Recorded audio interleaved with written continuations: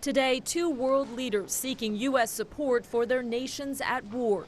Ukrainian President Volodymyr Zelenskyy on Capitol Hill speaking with lawmakers, and at the White House with President Biden, who announced a new security package for Ukraine. We stand with Ukraine now and in the future.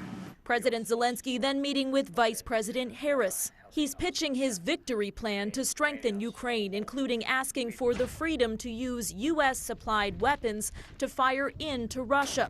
Together, we have to win, and we will win. The Ukrainian leader not meeting with former President Trump, who's grown increasingly critical of Zelenskyy, accusing him of favoring Vice President Harris in the coming election. The president of Ukraine is in our country, and he's making little nasty aspersions toward your favorite president, me. At the same time, Israeli Prime Minister Benjamin Netanyahu arriving in New York for the United Nations General Assembly, where the U.S. and France are pressing for a 21-day ceasefire along the Israel-Lebanon border. Important is war not widen.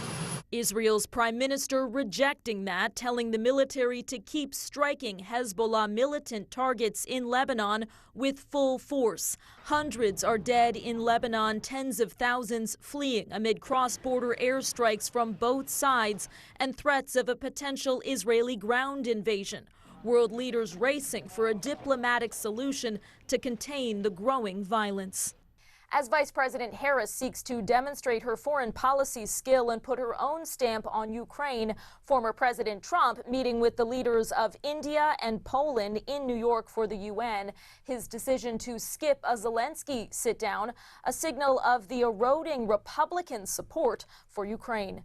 In Washington, Alice Barr, NBC News.